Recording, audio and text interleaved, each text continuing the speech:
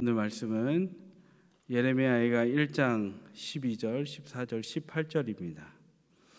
예레미야가 1장 12, 14, 18절입니다.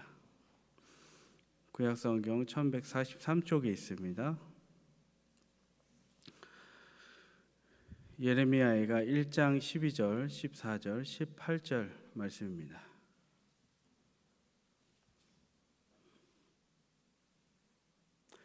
다 같이 한 목소리 읽겠습니다. 시작. 지나가는 모든 사람들이여, 너희에게는 어떤 관계가 없는가? 나의 고통과 같은 고통이 있는가? 볼지어다, 여호와께서 그의 진노하신 날에 나를 괴롭게 하신 것이로다. 내 죄악의 멍에를 그의 손으로 묶고 얽어 내 목에 올리사 내 힘을 피곤하게 하셨으며, 내가 감당할 수 없는 자의 손에 주께서 나를 넘기셨도다. 여호와는 의로우시도다. 그러나 내가 그의 명령을 거역하였도다. 너희 모든 백성들아, 내 말을 듣고 내 고통을 볼지어다. 나의 처녀들과 나의 청년들이 사로잡혀 갔도다. 아멘. 오늘은 이 본문을 통해 감당할 수 없는 자를 만나거든 이라는 제목으로 하나님 말씀 전하겠습니다. 어제도 봤듯이 이스라엘의 멸망은 많은 아픔을, 절망을 가져왔습니다. 그러나 저자는 비천한 자신들을 하나님께서 돌봐주실 것을 주님께 탄원하고 있습니다. 오늘 12절부터는 이스라엘이 비천하게 된 원인에 대해서 말하고 있습니다. 그러나 오늘도 어제와 참혹함은 여전합니다. 말씀을 통해서 먼저 볼 것은 이스라엘의 고통이 어디서 왔는지 시인의 말을 들어보도록 하겠습니다. 여러분 눈으로 한번 봐주시면 오늘 본문은 12절부터 22절까지인데요. 12절 뒷부분에 보시면 여호와께서 그의 진노의 날에 나를 괴롭게 하신 것이로다. 괴로움은 여호와의 진노로 인함이다 라고 12절에서 여호와께서 그의 진노하신 날에 나를 괴롭게 하셨다라고 말하고 있습니다. 이 부분만 언뜻 보면 지금 이스라엘 백성들이, 정확히는 유다 백성들이 받고 있는 고통의 원인을 하나님께 있다고 볼 수 있는 것으로 오해할 여지가 있습니다. 하나님께 이 진노가 왔다. 그러나 18절을 보시면 18절 상반절에 있습니다. 여호와는 의로우시도다. 그러나 내가 그의 명령을 거역하였도다. 여기서 시인은 말하고 있어요. 여호와는 의로우시다. 경배하고 찬양하는 것이죠. 반면에 오늘 내게 고통이 있는 원인은 18절에 말한 것 같이 내가 그리고 나의 민족이 하나님의 명령을 듣지 않았기 때문이다. 이렇게 솔직하게 이야기하고 있습니다. 하나님은 이스라엘 백성에게 너는 나 외에는 다른 신을 섬기지 말라. 신명기 11장에 보면 내 말을 지키면 너희가 복을 받고 내 말을 지키지 않으면 너희들은 저주를 받을 거다 라고 명령하고 또 언약하셨습니다. 그러나 이스라엘은 결국 많은 우상 숭배를 했습니다. 우리가 얼마 전까지 봤던 열왕기 하에서는 자녀를 불로 지나가게 하고 우상에게 자녀를 바치기도 하고, 그리고 아세라 신상, 수많은 목상 산당을 세우면서 우상 숭배를 했습니다. 이로 인해서 14절을 한번 보시면 14절에 나온 것 같이 뒷부분에 감당할 수 없는 자 바벨론에 끌려가게 됩니다. 그러니까 시인의 말을 종합해 보면 이스라엘이 심판받은 원인은 전적으로 하나님께 있는 것이 아니라 자기 죄 때문이고, 자신들은 그래서 지금 바벨론에 의해서 고통을 당할 수밖에 없다라고 인정한 겁니다. 그리고 심판의 결과는 아주 끔찍했습니다. 15절을 눈으로 보시면 15절은 한번 같이 읽어보겠습니다. 15절 시작. 주께서 내 영토한 나의 모든 용사들을 없는 것 같이 여기시고 성회를 모아 내 청년들을 부수시며 처녀딸 유다를 내 주께서 술틀에 밟으셨도다. 18절 하반절에도 있는데요. 너희 모든 백성들아 내 말을 듣고 내 고통을 볼지어다. 나의 처녀들과 나의 청년들이 사로잡혀 갔도다. 전쟁의 참상이죠. 술틀에 포도주가 밟히면 포도주가 흘러나오게 되죠. 바벨론에 의해 짓밟힌 수많은 청년들의 피를 시인이 기억해내고 그 아픔을 이 시를 통해 묘사해낸 것입니다. 이 당시 시인은 아마도 옛 영화를 기억했을 것입니다. 예루살렘에는 명절마다 모인 많은 사람들로 북적였습니다. 그런데 이제는 바벨론에 짓밟히니 황폐해진 이스라엘을 보며 회상할 수밖에 없는 처지입니다. 이곳에서 청년들이 노래했는데, 처녀로 대변되는 이스라엘 백성이 모여 춤추고 노래했는데 이제는 흔적도 찾아볼 수 없구나. 그들이 흘린 피만 흘러내린 포도주같이 흥건하구나. 슬픔의 노래 예레미야 애가를 부른 것이죠. 한국교회를 생각해 봅니다. 80년대 90년대에는 주일이면 주중에도 아이들의 웃음소리가 끊이지 않았습니다. 교회는 다음 세대들의 놀이마당이었고 밥 먹고 어울리고 외로움을 달랬습니다. 교회에서 먹는 밥은 왜 이렇게 맛있는지요? 하나님께 예배하며 충만한 은혜를 받았습니다. 물론 하나님께서 주셨기 때문에 받을 수 있는 은혜였습니다. 수련회 때는 다음 세대 같은 경우에 늦은 밤까지 찬양하고 그리고 부르짖어 기도하면서 하나님이 주시는 은혜를 누리고 회개하고 통곡하고 하나님께 다시 돌아갔습니다. 저도 참 많이 들었는데요. 동선교회도 우리 장년 여러분들이 우리 다음 세대가 수련회를 갈라치면 여러분이 가스통에다가 버너에다가 여러 가지 기구들을 다 싣고 가서 이렇게 아이들을 서포트해주고 도와주고 섬기면서 예배에 참여하고 그것만으로 너무 좋고 은혜의 추억을 간직하고 계신 것을 봤습니다. 이 일은 동선교회의 찬란했던 추억이자 그리고 현재가 될 줄로 믿습니다. 그리고 한국교회의 찬란했던 추억입니다.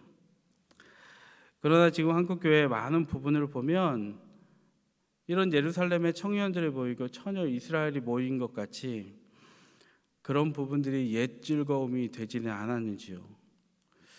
물론 기독교 문화와 신앙의 형태가 많이 달라져서 바뀐 부분도 있지만 청소년 중에도 3-4%만 예수님을 믿습니다.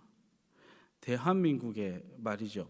대한민국에 예수 믿는 사람들이 이렇게 다음 세대가 줄어가고 청년이 없어지고 이런 시대에 우리가 슬픔의 애가를 이 새벽에도 불러야 할 때는 아닌가 생각해 보게 됩니다. 이와 같이 시인은 이스라엘의 비참한 현실, 예루살렘의 청년이 사라지고 처녀 이스라엘이 사라진 비참한 현실을 보고 오늘 슬픔의 애가를 부릅니다. 그러면서 나의 죄악 때문이다. 나의 우상 숭배, 우리 민족의 우상 숭배 때문이다 라고 하며 애가를 부르고 있습니다. 그러면서 20절에 보시면 여러분 20절 한번 같이 읽어 주시겠습니다. 시작. 여호와여 보시옵소서.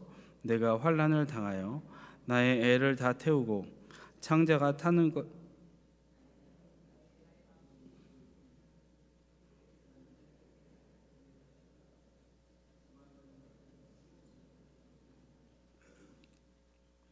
이 본문에서는 자기의 마음이 너무너무 상했다고 말합니다. 너무너무 고통스럽다고 절규합니다.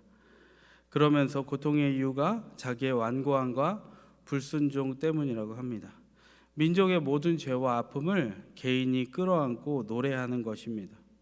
그러나 이 본문을 가만히 보면 자기의 완고한 죄를 인정하면서도 동시에 하는 게 뭐냐면 슬픔의 함몰되어 있지 않다는 거예요.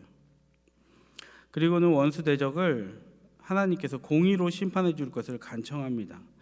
21절 눈으로 보시고 하반절을 제가 읽으면 그러나 주께서 그 선포하신 날을 이르게 하셔서 그들이 나와 같게 되게 하소서. 22절에 보시면 내게 행하신 것 같이 그들에게도 행하시옵소서라고 하나님께 탄원하고 있습니다. 여기 보면 왜 자신들이 받은 심판을 받은 것 같이 하나님 원수들도 심판받게 해주시기를 간청하고 있을까요? 내가 받은 심판 원수들도 받게 해주십시오. 이거는 본문에 나와 있지 않지만 이런 얘기입니다. 바벨론이 하나님의 공의로 심판을 받게 되면 지금 바벨론을 586년에 침공한 바벨론이 심판을 받으면 당연히 자기들은 자유를 얻게 됩니다. 그리고 구원을 얻게 되고 해방을 받게 됩니다. 그러니까 심판받는 원수들을 보면서 이제는 우리들이 그날 구원받을 수 있겠다. 비록 자기들은 절망 가운데 있고 젊은이들도 사라졌고 많은 아픔들이 있고 피가 낭자하고 예루살렘 성이 회파됐지만 하나님 바벨론을 언젠가 꼭 무너뜨려 주셔서 우리에게 자유와 구원과 해방을 주실 것을 믿습니다. 이 기대와 이 믿음을 갖고 하나님께 기도한 줄로 믿습니다. 오늘 말씀을 맺겠습니다. 여러분, 우리가 오늘 이 본문을 본 것 같이 이스라엘이 회파되고 무너진 것 같이 나 자신의 삶도 무너졌을 수 있습니다.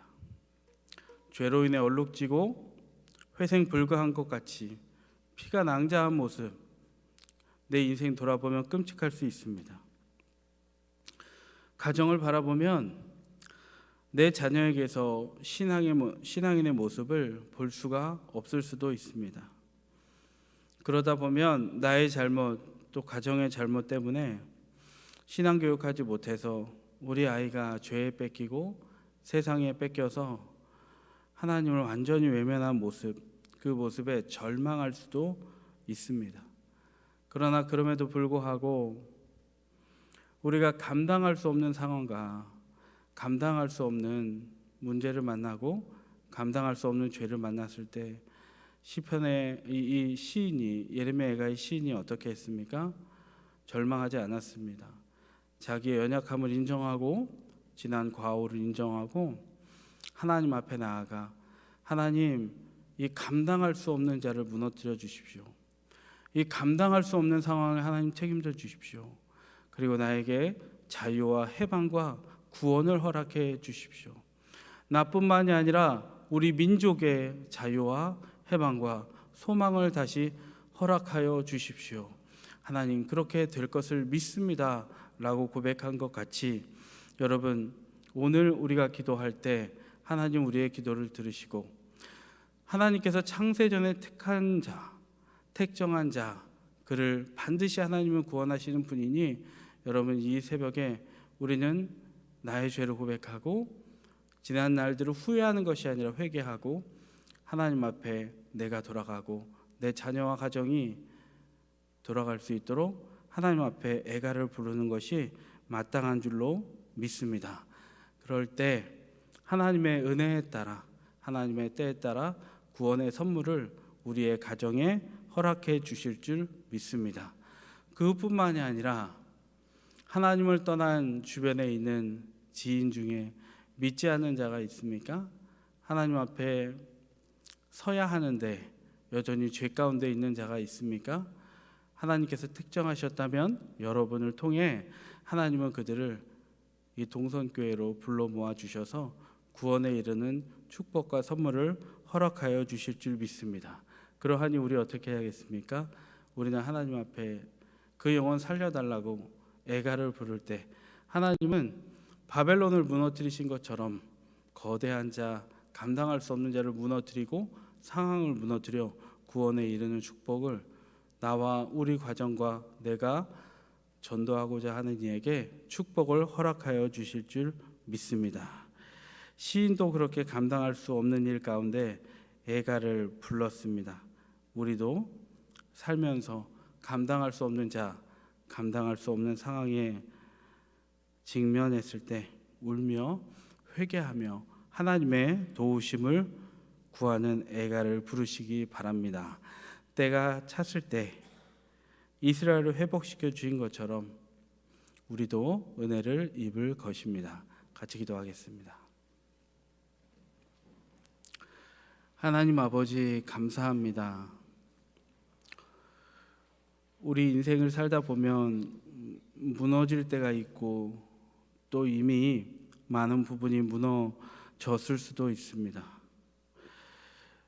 지난 날을 생각하면 너무 안타까운 일들도 있고 후회도 되고 너무 망가져서 어떻게 해야 할지 모르는 우리의 삶이 우리에게 주어졌습니다.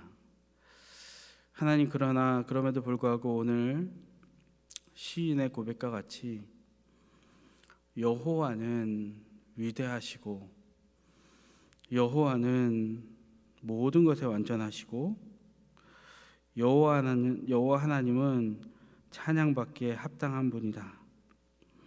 여호와의 의로우심을 찬양하면서 동시에 우리의 연약함을 고백하고 감당할 수 없는 상황과 감당할 수 없는 문제 가운데 나의 연약함을 들고 나아가 회복을 선물로 받는 은혜를 허락하여 주시옵소서. 하나님, 오늘 이 새벽에 우리가 기도할 때에 각자에게 있는 문제에 하나님 앞에 토설하고 나아갈 때 응답하여 주시고, 또 여기 시인이 민족의 아픔을 자기의 아픔으로 끌어안고 기도한 것 같이 우리도 타자의 아픔과 공동체의 아픔이 있다면 남의 일로 보지 않고 멀리 있는 문제로 보지 않고 내가 다 와락 끌어안아서 기도할 때에 응답받아지는 놀라운 은혜가 있게 하여 주시옵소서. 하나님, 오늘 귀한 예물 하나님께 드렸사오니 모든 것이 하나님으로부터 왔사오니 하나님 사용되어지는 곳에 하나님의 영광과 사랑의 빛만 나타날 수 있도록 인도하여 주시옵소서. 감사드리며 예수님 이름으로 기도합니다. 아멘.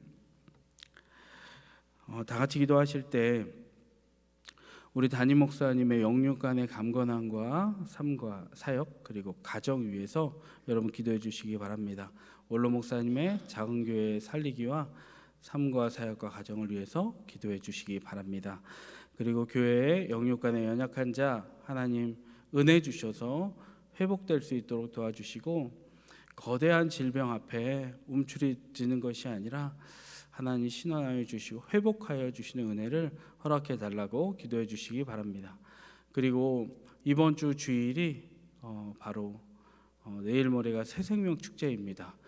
여러분 VIP 마음에 품고 간절히 주님 앞에 부르짖으시고 그리고 승리의 기쁨으로 또 기도하시고 그리고 세일의 기도회가 있습니다. 세일의 기도회 때 하나님 우리 은혜를 듬뿍 받을 수 있도록 기도로 거룩함으로 정결함으로 미리 준비할 수 있도록 아버지 내 마음밭을 기경해 달라고 그렇게 기도하시고 또 강사님들 담임 목사님 포함 21분이 계십니다. 20분과 간증자들이 있을 텐데 하나님 은혜로 함께해 주셔서 아버지 은혜가 충만한 세일이 될 수 있도록 임해 달라고 그렇게 기도해 주시고 들은 말씀 놓고 다 같이 기도하겠습니다. 주의 이름을 한번 전심으로 부르고 기도하시겠습니다.